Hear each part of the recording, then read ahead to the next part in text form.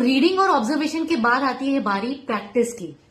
Reading करके आपने अपने कैरेक्टर को जान लिया, ऑब्जर्वेशन से उसे अच्छी तरह से समझ लिया, तो अब आपको क्या करना है, आपको अपने कैरेक्टर की करनी है बहुत सारी प्रैक्टिस। क्योंकि हो सकता है वो कैरेक्टर आपसे बिल्कुल उलट हो, जैसा आप सोचते हैं, जैसा आप पहनते हैं, जिस तरह से आप खाते हैं, बात करते हैं, आपकी एक भी चीज मैच न करती हो। तो ऐसे में अगर आपको वो कैरेक्टर परफॉर्म करना है तो आपको वाकई उसकी बहुत ट्रेनिंग करनी पड़ेगी।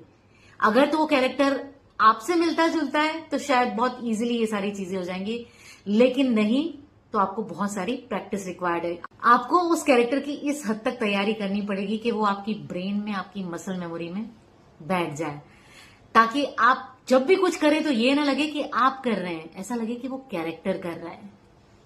शुरुआत में ये बहुत डिफिकल्ट हो जाता है, क्योंकि एक ही चीज को रिपीट कर करके आप थक भी जाते हैं और बोर भी हो जाते हैं। कई बार तो ऐसा मन करता है छोड़ो यार, क्या ही करना है। लेकिन वाकई में जो एक्टिंग से प्यार करते हैं वो एंडलेसली इस प्रोसेस को अपनाते हैं। इसलिए तो जो इंडस्ट्री में इतने बड़े बड़े दिग्गज बैठे हैं, उन्होंने एक नाम बनाया, एक मुकाम बनाया, उन्होंने बहुत मेहनत की है। Trust me. मैंने आपको बताया था कि जब आप बार बार रीडिंग करते हैं तो आपको उस कैरेक्टर की गहराई समझ में आती है। इसी तरह से जब आप बार बार प्रैक्टिस करते हैं तो आप उस किरदार की बारीकियों को समझ पाते हैं कि उसने कैसे हाथ उठाया, उसने कैसे पलक झपकाई, उसने सोचा तो कितने सेकंड्स का पॉज लिया।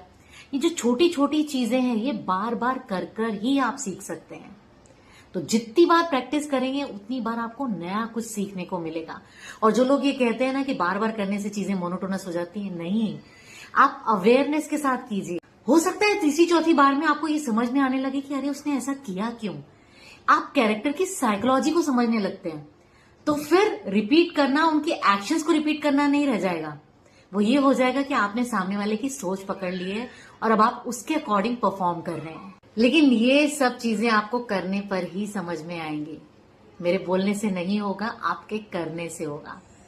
So please do it.